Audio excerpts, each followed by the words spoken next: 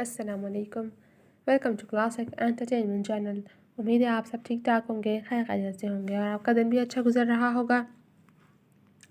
Classic entertainment channel में मैं आपके लिए लेकर आई हूँ नावल असीर इश्क हूँ मैं की एपिसोड।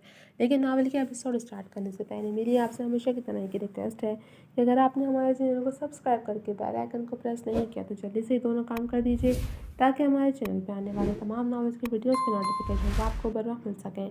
तो चलिए मैं शुरू करती हूँ नावल असीर इश्क हूँ मैं एपिसोड 36। अफगन। हदीका बेगम ने उसकी लाफिशानी पे उसे घूर के देखा था, लेकिन वो उन दोनों की घुरियों से बेनियाज उसके कहने लगे हाथ को देख रहा था। तबीयत ठीक है ना? उसी अंदाज से अयादत पे जाले का दिल चाहा वो हाथ में लगी सुई उस कठोर शख्स के दिल में घुपो दे। जी हाँ, मुख्तसर जवाब लठ मार अंदाज में देते हुए हदीका बेगम की तरफ देखने लगे जो उस अनोखे कपल को देख रही थी। गुड, तो कल से तुम अपनी जॉब पे जा रही हो। उसके जवाब पे उसने होले से सर को हरकत देते हुए उसे संजीदगी से हुक्म जारी किया तो वह एक झटके से गर्दन घुमा के उसे देखने लगी, लेकिन उसके चेहरे पे छाई संजीदगी देख के लब भींच के रह गई। अफगन, अभी इसकी तबीयत स्टेबल नहीं है। उनमें से अगरचे किसी ने भी जाले की बीमारी का तस्करा नहीं किया था, न जाले खुद किसी को जाहिर करवा रही थी, मगर इसका अंडर ऑब्जर्वेशन रहना भी बहुत ज़रूरी था। तभी हादिका बेगम ने उसकी साइड ली। मामा, डैड अपने रूम में हैं और शायद जर्शी से बात भी कर रहे हैं, इसलिए आप चाहें तो उससे जाके बात कर सकती हैं। जाले की वजह से फरहान साहब नाइट ड्यूटी कर रहे थे, इसीलिए अफगन ने बड़े सलीके से हदीका बेगम को मंजर से हटाना चाहा। उसकी इस हरकत पर ताज्जुब से सर हिलाती हदीका बेगम जब कमरे से बाहर निकली तो बेड पर लेटी जाले फट सी पड़ी। सबसे पहली बात कि आप मेरे अब बॉस नहीं हैं, और जो फजूल पार्ट टाइम जॉब आपने रखी है उसका भी वक्त ख़त्म हो चुका है, इसलिए अब आप मुझे यूँ हुक्म नहीं दे सकते। वो उसके रवैये और हरकतों से खाइफ गोया चटक ही उठी थी। अगर मेरे बॉस का मुझे पैगाम आया तो मैं चली जाऊंगी अपनी जॉब पे, आप मुझ पे धौंस जमाना बंद कर दें। वो बॉस लफ्ज़ पे जोर देती अपनी नई जॉब का हवाला देती हुई बोली तो सपाट तासुरात से सजे चेहरे के साथ उसकी बातें सुनता अफगान उसके सर के इर्द गिर्द उसके तकिए पे दोनों हाथ जमाता उस पर झुका तो वो फितरी तौर पर फ़ौरन गड़बड़ाई, लेकिन उसने कुछ ज़ाहिर के बगैर उसकी जानिब देखती रही, लेकिन फ़कत चंद लम्हे ही उसकी पुरतपिश तासुरात से लबरेज खूबसूरत आंखों में देख सकी और जल्दी से पलकें झपका गई। मैं तुम्हारा बॉस हूँ या नहीं इसका फ़ैसला तो शायद बाद में किया जा सकता है, लेकिन मैं तुम्हारा शौहर हूँ, इस बात का सबूत दूँ तुम्हें? उस पर झुके झुके वह भारी लहजे में बोला। पीछे हटें, मेरा दम घुटने लगा है। वो उस पर यूँ छाया हुआ था कि उसे इस पल वाकई कमरे में ऑक्सीजन की कमी महसूस हो रही थी। मुझसे मेरे बॉस होने का सबूत आज के बाद ना मांगना, वरना मेरे शौहर होने का सबूत वाकई तुम्हारी सांस से बंद कर देगा। उस पर झुके हुए वह पुरतपिश लहजे में बोला तो उसकी अनचाही क़ुर्बत उस पर मुस्तज़ाद उसकी सुलगती सांसों की लपक उसकी धड़कनों पे हावी हो रही थी। मैंने आपसे आपको मांगा, आपने अपने असूलों के मुताबिक मेरी विश पूरी कर दी, राइट? लेकिन अब मैं इस मांग से बोर हो चुकी हूँ, इसलिए आप मेहरबानी करके मुझ पर धौंस जमाने के बजाय मुझे डाइवोर्स कर दें। अपनी धड़कनों का एतदाल में लाती वो उसका बाजू पूरी कुव्वत से परे करती उसे फासला बढ़ाती संजीदगी से गोया हुई। क्या बकवास की अभी तुमने? उसका बाजू मजबूती से जकड़ कर उसे दोबारा से तकिए हुए पटकते हुए और दबे दबे लहजे में धाड़ा तो उसकी इस जारहाना हरकत पर जाले ने सुलग के उसकी जानिब देखा। ये क्या बदतमीज़ी! उसकी नागवारी से भरपूर आवाज़ जवाबन उभरी जब उसकी सर्द आवाज़ ने फ़ौरन उसकी बात क़ता की। तुमने क्या बकवास की है? मैं गली का कोई कुत्ता हूँ जिसे कुछ दिन घर बांध के घर की रखवाली करवा ली, या फिर बाजार में मिलने वाला कोई खिलौना जिसे तुम अपनी मर्जी से जब चाहे खरीदोगी और जब चाहेगा दिल बहला के वापस रख दोगी? उसकी सर्द आवाज़ की धाड़ रात के इस पहर हॉस्पिटल के इस कमरे में गूंजती जाले की धड़कनों पर गोया दबाव डाल रही थी। उसने अपनी सुनहरी आंख देती आंखों से उसे देखा, जिसका खूबसूरत चेहरा इस वक्त गुस्से की शिद्दत से सुर्ख हो रहा था, जबकि कनपटी और गर्दन की फड़कती हुई रग भिंचे हुए जबड़े उसे एहसास दिलाकर कि वह किस कदर बेवकूफ़ाना अल्फाज का चुनाव कर चुकी है। कि जो तुम मेरे सामने यूँ सर उठा के ऐसी बकवास कर रही हो ना, इसकी वजह यह है कि तुम्हें मैं मार्जिन दे रहा हूँ। उसे खुली आंखों में देखता वो इस वक्त शदीद गुस्से से बोल रहा था, जबकि उसकी गिरफ्त में मुक़ीम जाले का बाजू दर्द करने लगा था। मुझे छोड़ें। उसने हाथ उसकी गिरफ्त से आज़ाद करवाना चाहा जब वो गिरफ्त मज़ीद मजबूत करते हुए बोला, 15 दिन बाद तुम्हारी रुखसती है, इस टाइम तक है तुम्हारे पास टाइम। बोर हो गई हो ना मुझसे, तो पाओ छुटकारा मुझसे भी और इस रिश्ते से भी। جو تمہارے لیے نہ بھولنے والا درد بننے والا ہے۔ اس کے چہرے پر جھکا ہوا سینے میں لگی آنکھ کے پیش نظر بہت غصے اور سنجیدگی سے بولتا ہوا اس کو خوفزدہ کر گیا تھا۔ اس پل وہ واقعی وہی شرابگن عالم دکھ رہا تھا جس کے متعلق دنیا سٹون مین اور موسٹ کروئل کا ٹیگ استعمال کرتی تھی۔ آپ مجھے یوں ہراس نہیں کر سکتے۔ اس کی سلگتی سانسوں اور آنکھوں سے نکلتے شرربار تاثرات اسے حواس باختہ کر رہے تھے۔ اب میں تمہیں ہراس کیا مینوپولیٹ سب کچھ کروں گا تاکہ نیکسٹ ٹائم تمہارے پاس ثبوت ہو ایسی کوئی بکواس کرنے کے لیے۔ رکھائی سے کہتے ہوئے وہ تنے ہوئے چہرے کے ساتھ اس کے چہرے پہ جھکا اور اس کی سانسوں پہ قابض ہوتے ہوئے اپنے سینے میں لگی آنکھ کو اس کے اندر انڈیلنے کی کوشش کرنے لگا، لیکن اس کا غصہ تھا کہ بڑھتا جا رہا تھا، اور شاید اپنے بڑھتے ہوئے غصے کی شدت سے خوفزدہ ہوتے ہوئے اس نے ایک جھٹکے سے اسے چھوڑا اور پیچھے ہٹا۔ چند لمحے وہ سرد نگاہوں سے اسے دیکھتا رہا جو نیم وا سرخ ہونٹوں کے ساتھ گہری سانسیں بھرتی شاکی نگاہوں سے اسے دیکھ رہی تھی، اور پھر وہ لمبے لمبے ڈگ بھرتا وہاں سے نکل گیا۔ بالاج؟ اس کی پھٹی پھٹی نگاہیں اس کے چہرے کا جائزہ لے رہی تھیں جسے دیکھ دیکھ کے وہ سانسیں لیتی تھی، جس چہرے کو وہ پہرو بنا تھکے دیکھ سکتی تھی۔ وہ اس چہرے کو جانتی تھی لیکن شاید وہ اس شخص کو نہیں جانتی تھی۔ اس کی ششدر نگاہیں اس کے چہرے سے سرکتی اس کی گردن کے ساتھ لپٹے سیاہ رومال پہ گئیں، وہاں سے سرکتی ہوئی اس کے کھلے گریبان بازوؤں اور پھر میز پہ پڑی پسٹل تک گئیں تو گویا جم سی گئیں۔ کون ہیں آپ؟ اس نے گلابی ہونٹ سرگوشی نما آواز میں سرسرائے تو بالاج کی گردن میں گلٹی سے ابھر کے معدوم ہوئی۔ زرشالے میں۔ اس نے آہستگی سے اس کے ہاتھ تھامتے کچھ کہنے کی کوشش کی جب اس نے ایک جھٹکے سے اس کی گرفت سے اپنے ہاتھ چھڑوائے۔ ابھی نہیں، مجھے مت پکاریں ابھی، مجھے یہ بتائیں کہ یہ آپ کے پاس کیا کر رہی ہے؟ وہ بہت کچھ اس سے پوچھنا چاہتی تھی لیکن اس بہت کچھ کا مین اس کے سامنے پڑا ہتھیار ہی تھا، اس لیے اس نے بہت ٹھنڈے سے لہجے میں آہستگی سے اپنا سوال دہرایا تو وہ بے بسی سے اسے دیکھ کے رہ گیا۔ اسے اپنی جذباتیت پہ اس لمحے شدید تاؤ آ رہا تھا۔ یہ میرے کام کی وجہ سے میرے پاس ہوتی ہے۔ اس نے بہت دقت سے لفظ جمع کرنے کی کوشش کی۔ کیسا کام؟ میڈیکل کر رہے تھے نا آپ تو؟ میڈیکل والوں کے ہاتھوں میں اسٹیتھوسکوپ ہوتا ہے، گن تو نہیں؟ وہ اس کے پہلو سے اڑتی دبے دبے لہجے میں بولی تو وہ جیسے پریشان ہو اٹھا تھا۔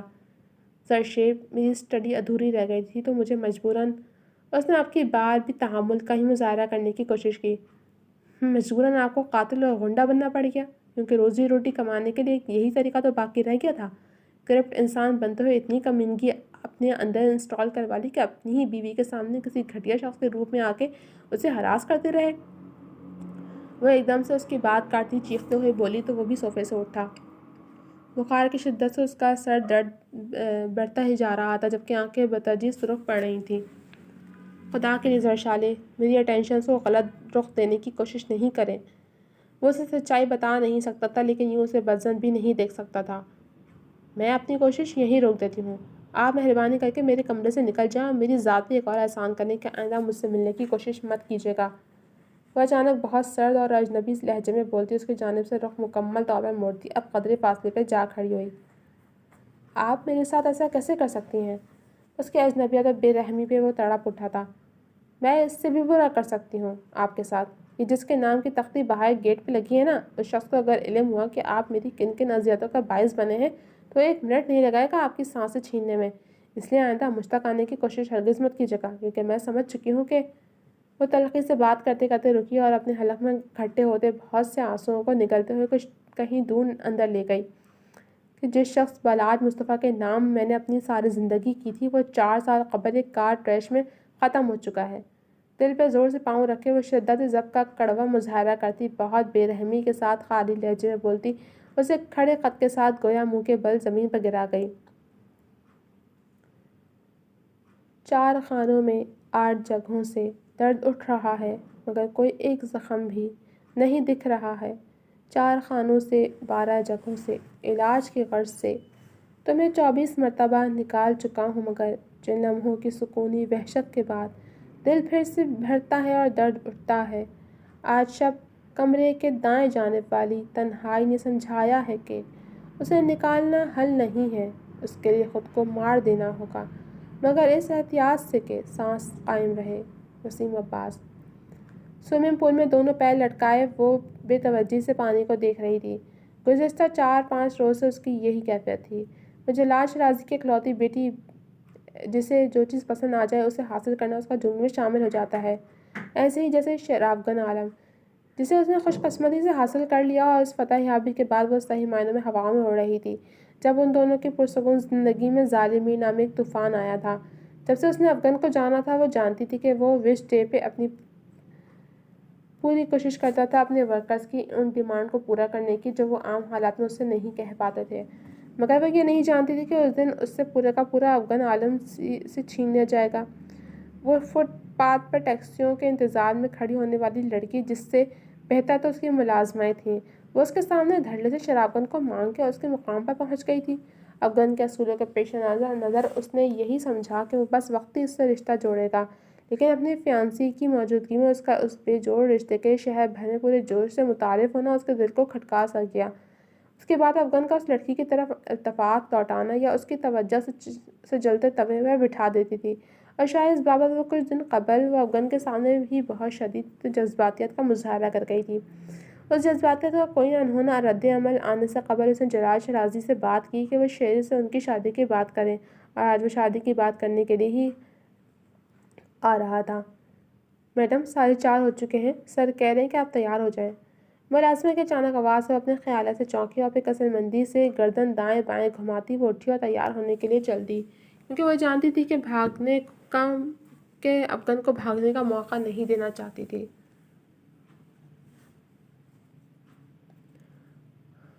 افغان خوبصورت سی پرپل ٹاپ اور وائٹ ٹراؤزر پہنے وہ خوبصورتی سے تیار ہوئی، اس وقت بہت کھلی ہوئی لگ رہی تھی۔ والہانہ انداز میں افغان کے ساتھ ملتی وہ اس کے پاس صوفے پر بیٹھ گئی، جبکہ جلال شیرازی سامنے پڑے سنگل صوفے پر براجمان تھے۔ عالم صاحب، شادی کا ارادہ کب تک ہے؟ ریفریشمنٹ کے بعد جب ماحول تھوڑا سا آزگار ہوا تو جلال شیرازی نے گلا کھنگارتے ہوئے بات کا آغاز کیا، تو اس نے بنا چونکے چائے کا سپ لیا۔ میری شادی تو کچھ مہینے پہلے ہو چکی ہے، انوائٹڈ تھے نا آپ بھی، اور رہی رخصتی کی بات تو 12 سے 13 دنوں میں متوقع ہے۔ اس نے سکون سے جواب دے کے کباب کا پیس فورک کی مدد سے منہ میں رکھا تو اس کے ساتھ بیٹھی انیا کا چہرہ مارے آہنت اور ضبط کے سرخ پڑنے لگا، جبکہ جلال صاحب نے ٹائی کی نوٹ نامحسوس انداز میں ڈھیلی کرتے ہوئے ہاتھ میں پکڑا چائے کا کپ سامنے پڑی میز پہ رکھا۔ میں اپنی بیٹی کے ساتھ آپ کی شادی کی بات کر رہا ہوں، جس کے ساتھ آپ نے منگنی کی تھی۔ انہوں نے سنجیدگی سے گویا اسے یاد دلانے کی کوشش کی۔ اوہ، اس نے یاد آنے والے انداز میں کہتے ہوئے پہلو میں بیٹھی انیا کی جانب دیکھا اور پھر کباب منہ میں رکھا۔ اچھا، آپ کا مطلب ہے کہ دوسری شادی؟ اس کی پرسکون آواز ایک کوڑے کی مانند انیا کی سماعتوں پر پڑی تو اس نے بے ساختہ زور سے دونوں ہاتھوں کی مٹھیاں بھینچیں۔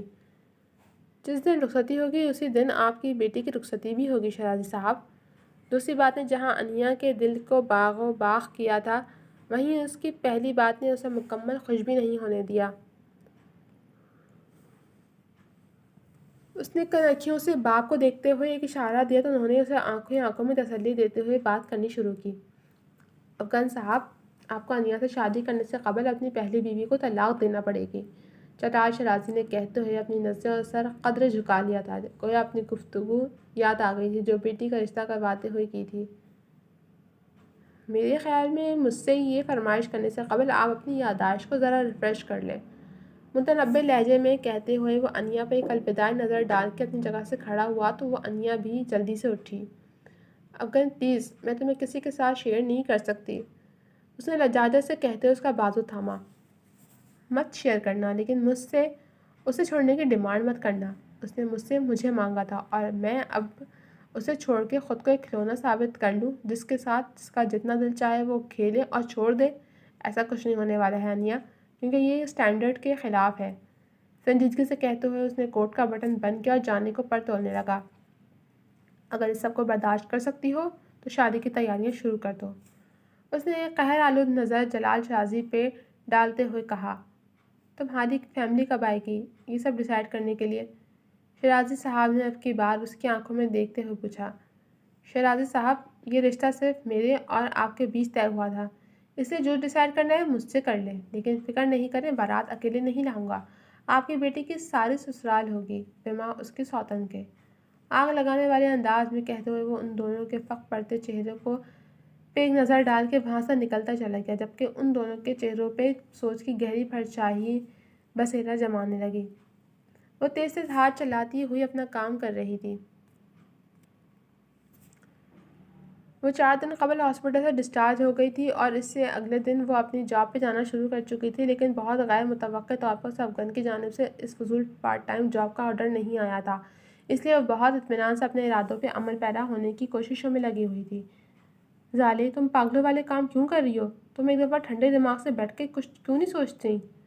منتشا اس کے چلتے ہاتھ اور پھرتی سے ادھر ادھر ہوتے پیروں کو دیکھتے ہوئے پریشانی سے گویا ہوئی۔ کیا سوچوں میں سکون سے بیٹھ کے؟ اس شخص کو سوچوں جسے اپنی ذات کے آگے کچھ نظر نہیں آتا؟ اسے سوچوں جو 1.5 ہفتہ بعد اپنی فیانسی کو بیانے والا ہے اور مجھے رخصت وہ بس اس لیے کروا رہا ہے کہ مجھے اپنی آنکھوں کے سامنے بے بسی سے مرتا ہوا دیکھ سکے؟ تو میں ایسا کچھ نہیں سوچ سکتی منتشا۔ وہ ایک دم سے ہاتھ میں پکڑی چادر سنگل بیڈ پر پٹکتے ہوئے چٹک اٹھی۔ میں سالوں سے موت سے لڑ رہی ہوں لیکن میں کبھی کمزور نہیں پڑی، لیکن وہ شخص مجھے کمزور کر کے میری موت میں اذیت کا تماشا دیکھنا چاہتا ہے کیونکہ اپنی مردانگی پہ جملے وہ برداشت نہیں کر سکا نا۔ زہر خن لہجے میں کہتے ہوئے وہ دوبارہ اپنے کام میں لگ گئی تو منتشا کا دل جانے کیوں اس کی باتوں سے اختلاف کھانے لگا۔ لیکن جو تم کرنا چاہتی ہو کیا وہ ٹھیک ہوگا؟ کیا اس طرح تم اس کے ارادوں کو ملیاں میٹ کر سکتی ہو؟ اس نے متفکر لہجے میں استفسار کیا۔ اسی لمحے مسز جوزف کمرے میں داخل ہوئیں۔ وہ بھی منتشا کی طرح بہت پریشانی سے انہیں دیکھ رہی تھی۔ بالکل کر سکتی ہوں اگر آپ لوگ میرا ساتھ دو گی، ان کی طرف دیکھتی وہ سنجیدگی سے بولی تو وہ دونوں مسکراتے ہوئے اس کے گلے لگ گئیں تو وہ بھی سب بھولتی کھل کے مسکرا دی۔ تم اس قدر خوش کیوں ہو آج کل؟ آج بڑے دنوں کے بعد نواز عالم اور احمد انور بڑی فرصت کے عالم میں اکٹھے بیٹھے تھے، کیونکہ میرے ہاتھ ایک دیو کی مینا، سونے کی کنجی، قارون کا خزانہ، گویا سمجھو کہ سب کچھ لگ گیا ہے۔ سگریٹ کے گہرے کش لیتا احمد انور پاٹ دار انداز میں گویا ہوا تو اپنی گلاس میں شراب انڈیلتے نواز عالم نے اس کی طرف دیکھا۔ کیسا خزانہ؟ اس کی آنکھوں میں تجسس چھلکا۔ تمہارے بیٹے کی بیوی اس کے آفس سے جاب چھوڑ کے میرے آفس میں کام کرنے آ چکی ہے۔ احمد انور کی بات پہ نواز عالم کی نشے سے چور آنکھیں چمکنے لگیں۔ اور تو اور وہ تمہارے بیٹے سے جلد رشتہ بھی ختم کرنا چاہتی ہے تو کیا خیال ہے؟ خباثت سے کہتے ہوئے اس نے بات ادھوری چھوڑی تو دونوں ایک ساتھ ٹھٹے مار کے ہنسنے لگے۔ خلاف توقع اپنے مقررہ وقت سے آدھا گھنٹہ لیٹ وہ آفس پہنچا اور اپنا کوٹ اتار کے اسٹینڈ پہ لٹکایا اور پھر جلدی سے کپ فولڈ کرتا وہ اپنی ٹیبل کی جانب بڑھنے ہی لگا تھا کہ اس کے روم کا دروازہ ایک جھٹکے سے کھولتے ہوئے آندھی کسی رفتار پہ اندر داخل ہوا۔ اس مداخلت پر اسے ناگواری سے دروازے کی طرف دیکھا تو جیسے آنکھوں میں بے یقینی سے چھا گئی۔ وہ اس کے بھپرے ہوئے چہرے کو دیکھتا اسے مخاطب کرنے ہی والا تھا کہ وہ اس کے بے حد نزدیک پہنچتا اس کا گریبان تھام کے ایک زوردار مکہ اس کے جبڑے پہ رسید کر چکا تھا۔ جی تو جناب اب تک یہ سب اتنا ہی۔ کیسی لگی آپ کو یہ ایپیسوڈ؟ کمنٹ سیکشن میں اپنی رائے کا اظہار ضرور کیجیے گا۔ چل ملوں گی آپ سے اگلے ایپیسوڈ کے ساتھ، تب تک کے لیے اجازت دیجیے۔ اللہ حافظ۔